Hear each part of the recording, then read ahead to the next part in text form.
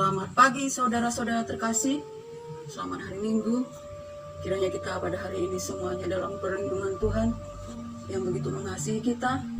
Kita semua dalam kasih Tuhan, dalam perlindungan, dalam kekuatan kuasa Tuhan yang senantiasa menopang kita. Apapun keadaan kita, kita bersyukur. Kita mempunyai Tuhan yang begitu mengasihi kita. Kuasanya, kasihnya, berkatnya, anugerahnya bagi kita berlimpah-limpah. Terpujilah Allah Bapa Tuhan kita Yesus Kristus, sumber segala-galanya, Allah sumber segala penghiburan. Jika kita boleh hidup pada hari ini, boleh menghirup udara segar, boleh bernapas, semua karena kebenaran firman Tuhan. Firman yang hidup dan berkuasa, bukan karena kekuatan dan gagah kita. Sebab itu, layaklah kita mengucap syukur, dan biarlah hati kita selalu memuji-muji Tuhan. Roh kita menari, bermazmur, hidup berkenan di hadapan Tuhan, dan biarlah jiwa kita berharap kepada Tuhan, dan biarlah kita bersyukur apapun keadaan kita, sebab Allah Bapa Tuhan kita turut bekerja dalam segala keadaan untuk mendatangkan kebaikan bagi kita yang mengasihi dan berharap mengandalkan Dia. Saudara terkasih, pada hari ini kita akan mau menyambut hari Natal. Yesus Kristus Tuhan yang telah lahir 2000 tahun yang lalu, lahir kembali. Kita menyambut Immanuel, Raja Damai yang akan memerintah dengan gada dan besi, memerintah bangsa-bangsa. Kita menyambut hari Natal ini dengan sukacita, dengan beria-ria, sebab kerajaan Allah turun di bumi seperti di surga. Datanglah kerajaannya, jadilah kehendaknya di bumi seperti di surga. Sukacita, damai sejahtera di bumi.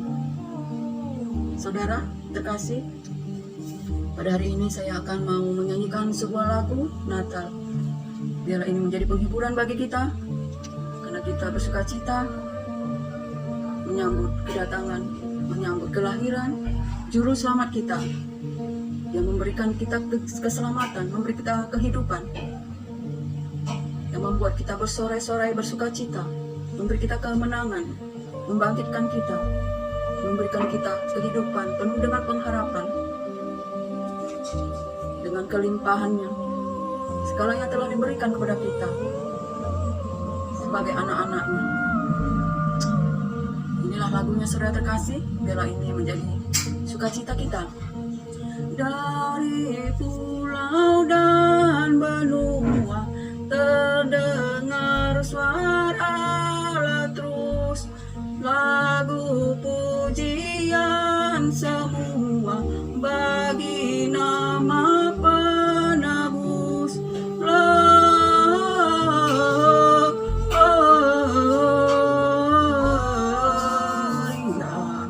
Muliakan Tuhan,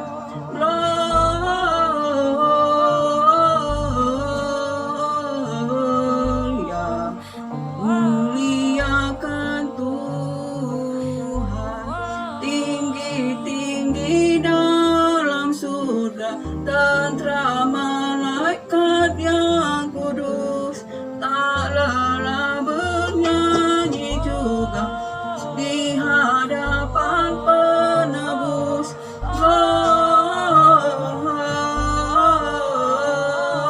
Gloria, muliakan Tuhan. Gloria,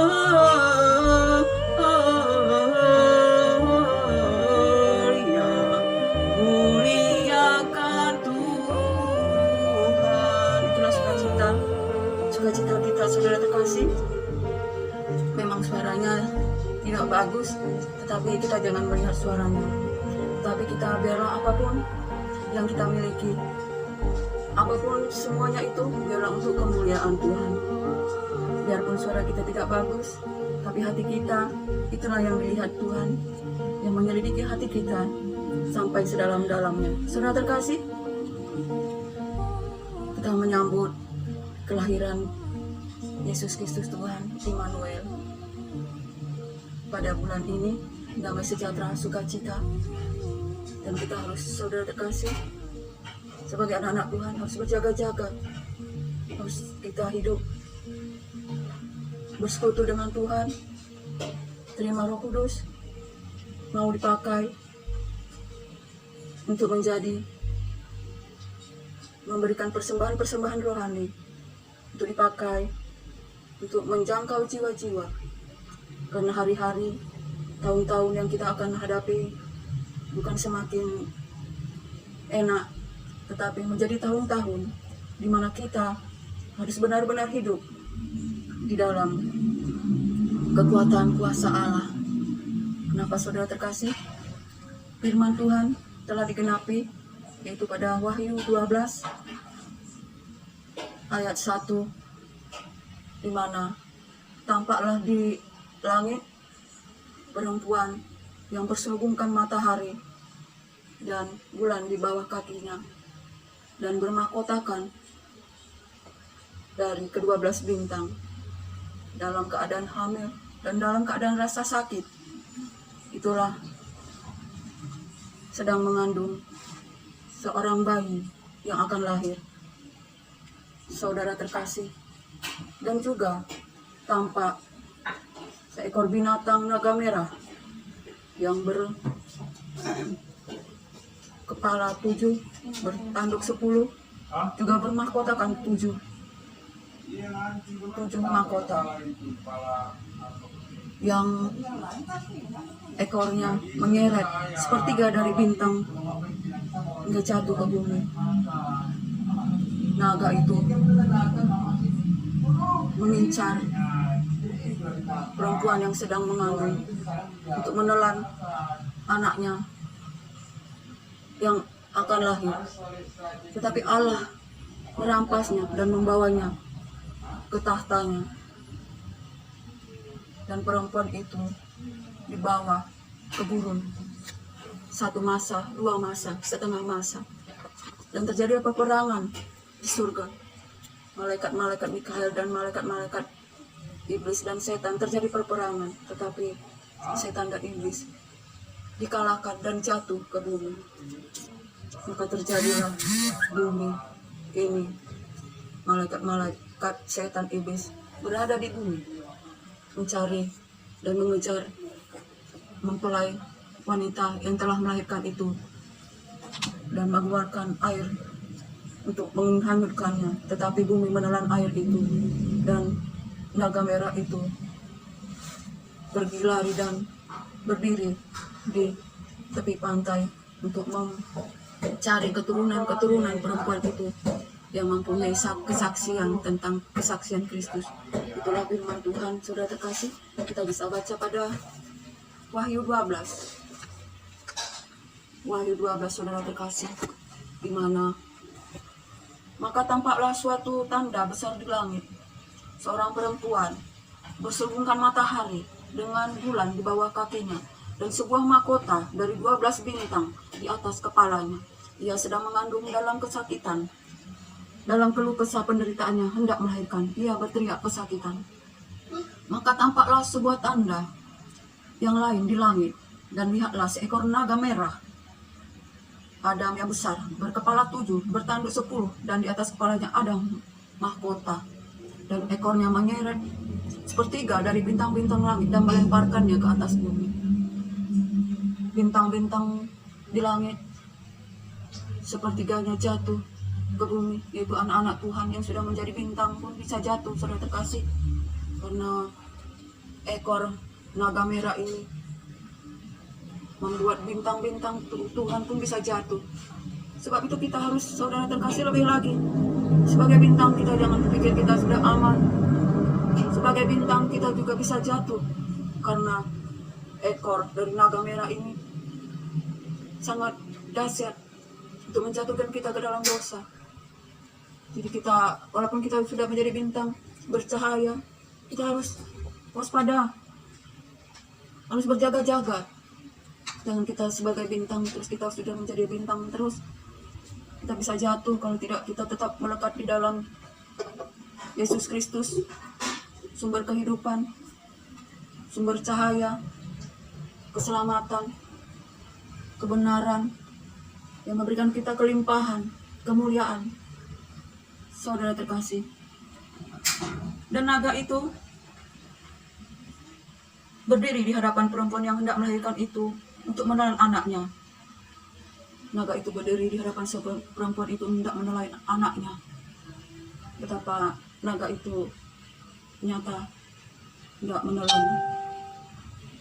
Tuhan kita saja mau ditelan, saudara terkasih. Memang naga apa ini?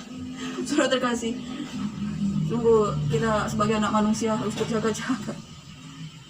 Naga apa ini tuh? Tidak mengerti kita, tapi biarlah kita berlindung kepada Tuhan. Saudara terkasih, melahirkan untuk menelan anaknya, sesegera sudah perempuan itu melahirkannya, maka ia melahirkan seorang anak laki-laki yang mengembalakan semua bangsa dengan gada besi. Tiba-tiba anaknya itu dirampas dan dibawa lari kepada Allah dan ke tahtanya. Anak itu dirampas dan dibawa lari kepada Allah dan ke tahtanya. Dibawa lari Allah dan ke tahtanya. Saudara terkasih, itulah firman Tuhan. Supaya kita mengerti bahwa pada saat ini terjadi suatu peperangan, sukacita, tetapi ada juga peperangan di mana iblis tidak suka dan berusaha dengan segala tipu dayanya. Tetapi Tuhan kita adalah Tuhan pemenang. Tuhan kita adalah Tuhan kita yang dahsyat. Tuhan kita Maha Kuasa. Tidak ada yang dapat mengalahkan Tuhan kita, pencipta langit dan bumi, surga dan bumi miliknya. Saudara terkasih, kita harus teguh di dalam iman, harus kuat di dalam iman. Kita harus yakin dan percaya Tuhan kita Maha Kuasa, Maha Dahsyat, Maha Mulia, perkasa. Perempuan itulah, maka ia melahirkan seorang anak laki-laki yang akan mengembalakan semua bangsa dengan gada dan besi. Tiba-tiba anaknya itu dirampas dan dibawa lari kepada Allah dan ke tahtanya. Perempuan itu lari ke padang gurun, di mana telah disediakan suatu tempat baginya oleh Allah, supaya ia dipelihara di situ 1260 hari lamanya. Itulah firman Tuhan, saudara terkasih. Perempuan itu lari ke padang gurun, di mana telah disediakan suatu tempatnya oleh Allah, supaya ia dipelihara di situ 1260 hari lamanya. Firman Tuhan yang ya dan amin dan digenapi bagi kita, harus amin dan percaya akan terjadi fenomena kabar sukacita, kabar kemenangan. Saudara terkasih, bagi kita anak-anak Tuhan harus sukacita, harus gembira, karena Immanuel memerintah bangsa-bangsa dengan gada dan besi. Dan ayat ke-7, saudara terkasih, maka timbullah peperangan di surga. Mikael dan malaikat-malaikat yang berperang melawan naga itu, dan naga itu dibantu oleh malaikat-malaikatnya, tetapi mereka tidak dapat bertahan. Mereka tidak mendapat tempat lagi. Perempuan itu, si ular yang disebut dengan naga besar itu, si ular tua yang disebut iblis atau setan yang menyesatkan seluruh dunia, dilemparkan ke bawah. Ia dilemparkan ke bumi bersama-sama dengan malaikat-malaikatnya. Terjadi kekalahan antara peperangan malaikat dan setan-setan. Iblis kalah dan dilemparkan ke bumi. Segala malaikat setan iblis kalah dan dilemparkan ke bumi, saudara terkasih, sehingga bumi ini menjadi, disinilah iblis mengamuk karena waktunya sudah menjadi sangat singkat, dan terjadilah sorak-sorai di surga dan masuk ke ruang kudus. Saudara terkasih, jangan hanya di luar, karena di luar diinjak-injak oleh bangsa-bangsa. Saudara terkasih, kita harus membaca firman ini lebih lagi di akhir zaman ini, supaya kita jangan diinjak-injak, jangan jadi santapan ular naga, karena ular naga makanannya adalah tanah, itu manusia-manusia debu tanah, yang masih memikirkan masalah-masalah jasmani saja, rohaninya kering. Tetapi kita yang hidup di dalam firman, hidup penuh dengan Roh Kudus, hidup bercahaya, hidup di dalam kebenaran, kita akan terlindung. Kita akan dibawa kepada naungan Tuhan yang Maha Kasih, Maha Penyayang. Kita benar-benar harus hidup di dalam firman Tuhan, karena kasih karunia Tuhan berlimpah-limpah. Saudara terkasih, firman ini masih menyala-nyala, kuasanya masih menyala-nyala. Saudara terkasih, kita harus membaca firman ini lebih-lebih lagi. Saudara terkasih, membaca firman ini lebih-lebih lagi. Inilah menjadi makanan kita, makanan rohani kita, makanan jasmani, makanan rohani terlebih lagi. Inilah yang harus kita benar-benar terutamakan, supaya kita dapat melawan segala tipu daya muslihat iblis yang sedang mengamuk di bumi. Kita harus berjaga-jaga senantiasa, harus hidup senantiasa dikuduskan oleh firman Tuhan, harus taat, setia, teguh di dalam iman, dalam pengharapan dalam Yesus Kristus Tuhan. Dan tidak lupa, biarlah hati kita selalu memuji-muji Tuhan, roh kita menari, bermazmur di hadapan Tuhan, berkenan di hadapan Tuhan. Dan kita menjadi pelaku firman. Firman itu menerangi hati kita yang gelap dan pikiran kita yang sempit. Dan biarlah jiwa kita selalu berharap kepada Tuhan, dan kita bersyukur kepada Tuhan apapun keadaan kita. Semuanya kita harus bersyukur,